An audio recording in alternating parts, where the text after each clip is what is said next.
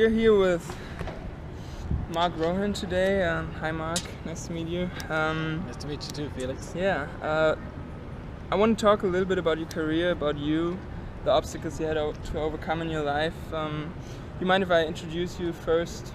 Yeah, fine, work away. Okay, so I did a little bit of research on you. You're 34 years old as far as I know. Correct, yeah. You were born in Ballynahown, Yeah, Ballynahown, Ireland. good stuff. And you currently reside here in the US? San Jose, yeah. Okay, growing up as a kid, you enjoyed playing sports such as Gaelic football and soccer. You had a promising future in professional sports ahead of you, and then on a cold November morning in 2001, you had a terrible motorcycle accident. Yeah, so I wouldn't say Gaelic football is a professional sport. They train as if they are, but they're all amateurs. Okay. So, but that's the path I wanted to take. I wanted to become a member of. I was on the underage teams for Westmeath, so that was you represent your club, which is your community, and then an expansion of that is your county, and that was the goal, was to play Gaelic football with Westmeath, a senior team. So everything I did, trained hard, underage, coming up through all the teams, school teams. Yeah, like you were saying earlier, everything I put into life was geared towards making that team, but also I was very much an outdoors person. I was into farming, I was serving my time as an apprentice electrician with the national body that delivers electricity to all the houses. So I was every day I was out and about. If I wasn't doing that, I was playing sport every day, trained every day. Different teams, soccer, Gaelic football, whatever sport was happening outside, I was usually in the middle of it.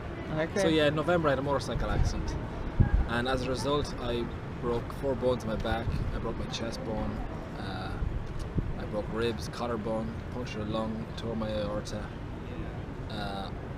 compound fractures of my feet, and I was in a ditch for like an hour and a half, 2 hours before. So it was November, it was cold, I crashed the bike into the ditch, and there was cars going by, so they couldn't see me, so I was there for a while, and lucky enough I was found. But after that I spent 7 months in hospital. 7 months? Yeah, so with a spinal injury, you've got to learn how to do everything again. Dress, use the bathroom, wash, eat, cross a road, get in and out of a car. It's all, especially with a high level injury, you got to learn everything over again. So, at only 20 years of age, your world was pretty much shattered, so to speak. At the time, for sure, yeah. What did you think or feel when you found out that you were paralyzed from the chest down? First thing was, I'll never play football again. That was the first. And then you start to think, I was going out with a girl at the time, and my first thought was to break up with her, because she hadn't signed up for that. We were running together a year, but I don't know, I thought I wanted a fresh start or something. And I didn't think it was fair, and I suppose like at 20 years of age, you think 20 is a man, an adult. Really, you're only developing at that stage. So I don't think I was fully aware of the extent of the injuries for a while, because I was in intensive care for the first 14 days. So I was a lot of drugs just to sedate me, and then I was in this like body cast for 12 weeks. So I wasn't getting out and seeing the impacts. It was all very personal at the start. It's not easy to get out and about and you see a football game, or you try and go to a town, and the way people look at you, that's when you realise, okay, life is going to be a lot different. And especially when you think about your career, how are you going to make money? Yeah. So I would have had a lot of concerns at the very start. And when you lie in bed, so for the first while I was in a striker bed. So you spend 4 hours facing the ground, turn you over just like a spit roast. Okay. And you look at the ceiling, there's no iPads, there's mobile phones, but just text message. Yeah. The only mobile game was Snake. Remember Snake? I remember that. That's way back. The Nokia 3300. I think I still have one of those. So that was the height of it at the time. It was, so you had a lot of time to think. And but the good thing about hospital is you see other people coming in and out. You get to see people who've rebuilt their lives just getting a checkup, but you also get to see people with much severe debilitating diseases or injuries than paraplegic. So puts things in perspective pretty quickly. Yeah, that's the way to go about it. I like that. And have you talked to?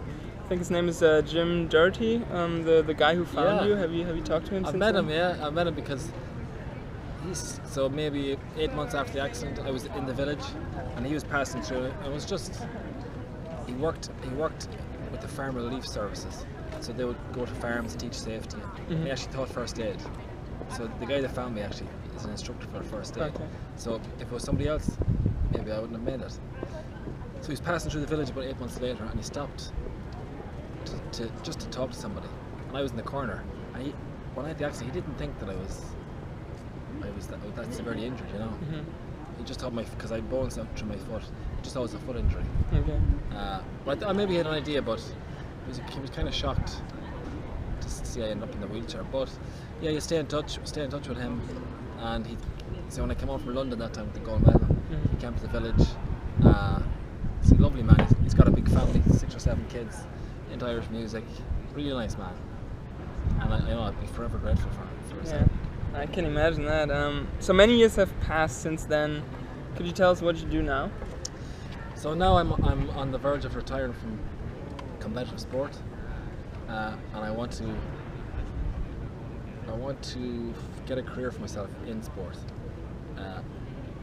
So when I had the accident, I went back to school and I did AutoCAD to become a linesman. So I worked with the same company I was working with. Spent a couple of years in the office. Realised it wasn't for me. I went back to school, studied sports management in UCD, and I got the degree. So I was 26 when I went back. I got the degree when I was 29 years of age, and I was competing at hand cycling at the time. So I've been doing that up until now, and now I need to start thinking about the future, and I'm actually looking forward to it. So that's what I'm doing in San Jose. I came out to study a master's in sports management, but also just to dip my toe in the college sports life. Get an idea, because eventually I want to open my own sports retreat in Portugal. Down the line, that's the dream. Okay. So I think if I can get as many experiences and as much knowledge from people within the sports industry from around the world, I'll be a better person for it. Okay. You talked briefly about hand cycling. I saw a really interesting video on your website in which you say that the moment you got on the bike, you fell in love with it. It gives you a great sense of freedom. What else do you like about hand cycling? So just being out in the countryside. If you're an athlete, if you got injured, say you've been injured recently, so you know how frustrating it is just to sit there and do nothing, and not be able to do anything. So I love getting the heart rate going every day, and even I go cycling up in Woodside, which is about 30 minutes from here, up in the California hills, and overlooking a lake. It's just beautiful. So for me, the peace and quiet of the countryside, you're out in the middle of it. I know you're still on a road, but it's quiet enough, and you can go where you want. I just like the idea of being able to.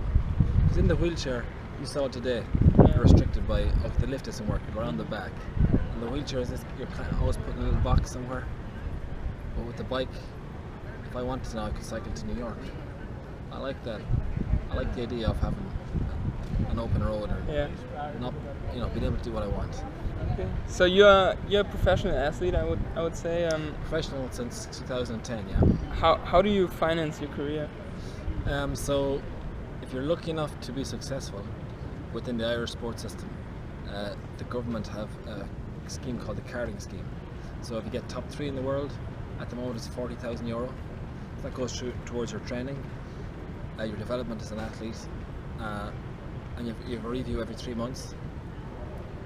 If you're top 6, you get 20,000.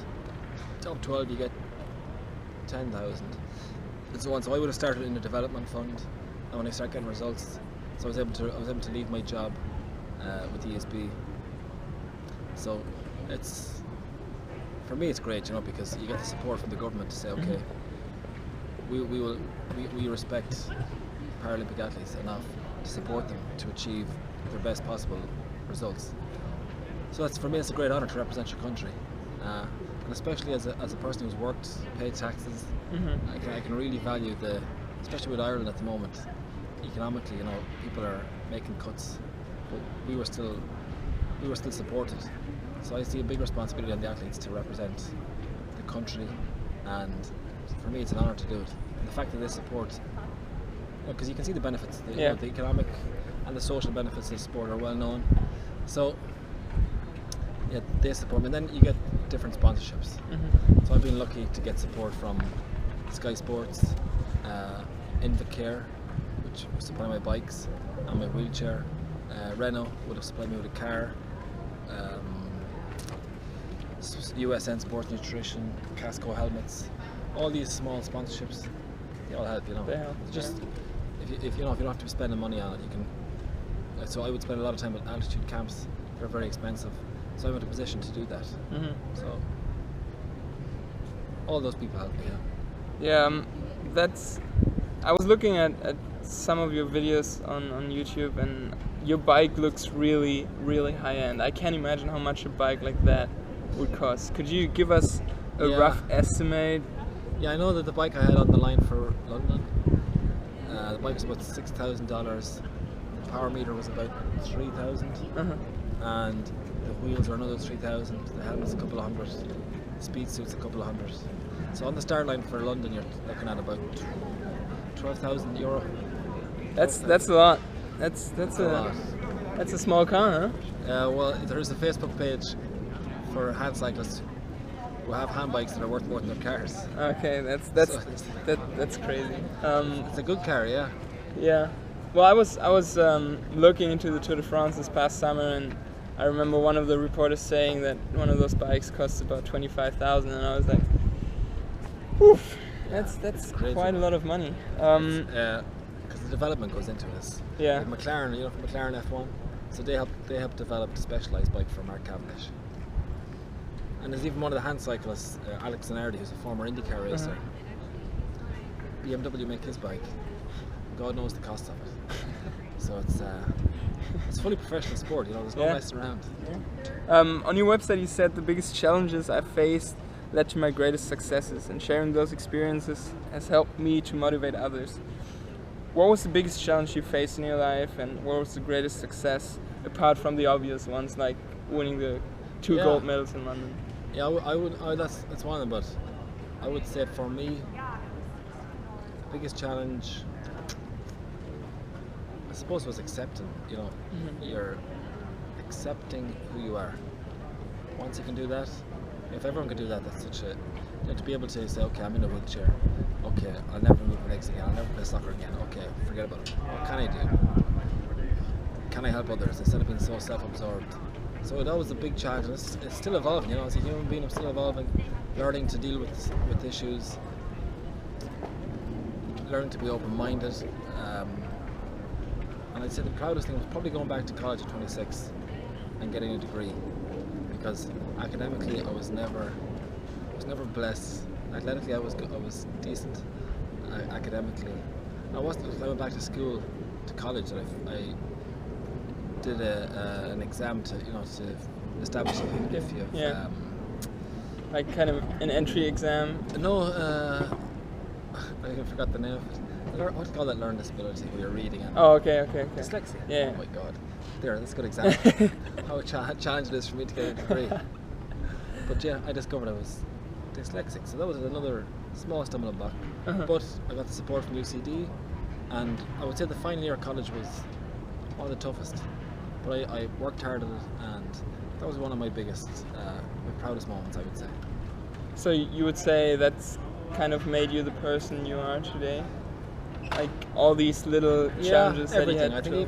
I think sport is that first thing. You know, from under 10 to under 12, being able to deal with losses, not always getting your own way, having to work hard for something, setting a goal, achieving it.